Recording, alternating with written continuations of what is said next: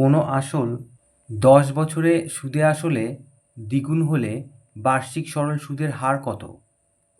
তাহলে এই অঙ্কটা অসাধারণ অঙ্ক। আমরা এটা দুরকম নিয়মে করব। প্রথম নিয়ম, এখানে আমরা আসল বলে দেয়নি, আমরা ধরি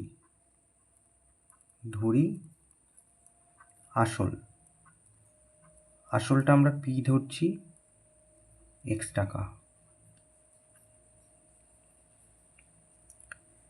এখানে বলেছে সময়টা আমরা টি ধরলাম, এটা বলেছে 10 বছর। বলেছে সুদে আসলে দ্বিগুণ হবে, তাহলে সুদ প্লাস আসল এটা হচ্ছে এক্সের দ্বিগুণ, তার মানে 2x টাকা। তাহলে আমরা সুদটা কত পাবো? সুদটা হচ্ছে আই, বড় হাতের আই। তাহলে এই যে সুদ আর আসল মিলিয়ে হচ্ছে 2x, তাহলে আমরা 2x থেকে x বাদ দেবো, তার মানে x টাকা হচ্ছে সুদ। তাহলে এখানে আমরা এবার লিখব যে আমরা জানি যে, এখানে আমাদের বলেছে যে সুদের হার,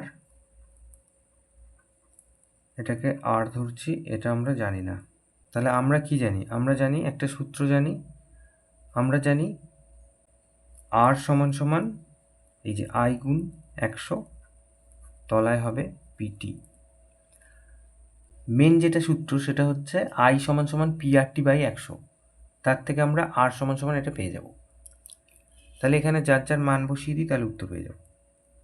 তাহলে আর সমান সমান আই এর মান এই যে দেখতে পাচ্ছি এক্স, তাহলে এক্স বসিয়ে দিই। 100 ছিল, পি এর মানও এক্স আর টি এর মান হচ্ছে 10, তাহলে এটা কেটে গেলে এটা কেটে গেলে তাহলে হয়ে যাবে 10, তাহলে 10%। তাহলে উত্তর হচ্ছে 10%। তাহলে অতএব সুদের হার সমান সমান 10%। এইবার এটা যদি আমরা আর একটা নিয়মে করি, সেক্ষেত্রে আমরা নিয়মটা একই রকমই প্রায়। আমরা এক্স ধরবো না, 100 টাকা ধরবো আসল। তাহলে মনে করি আসল এটা হচ্ছে 100 টাকা।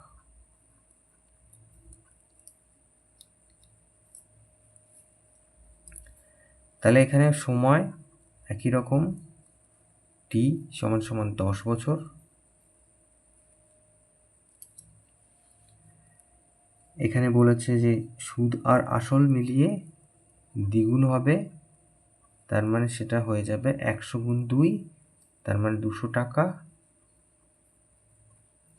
এইবার তাহলে সুদ হচ্ছে 200 টাকার থেকে 100 টাকা বাদ যাবে, তার মানে 100 টাকা। তাহলে আমাদের সুদের হার বার করতে হবে। সুদের হার এটা আর সমান সমান আমরা জানি না, তাহলে একই রকম সূত্র লিখব। আমরা জানি যে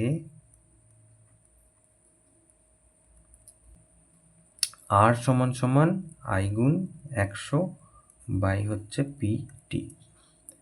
তাহলে আই এর মান আমরা দেখতে পাচ্ছি 100, এদিকে 100 ছিল, পি এর মানও 100 ছিল, আর টি এর মান হচ্ছে 10। তাহলে 100 কেটে গেল, এখানে কেটে গেল, তাহলে 10, তাহলে 10%।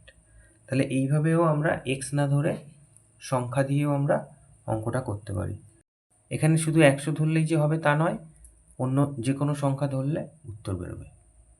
তাহলে অতএব সুদের হার, সরল সুদের হার, বার্ষিক সরল সুদের হার সমান সমান 10%। এটা তাহলে উত্তর।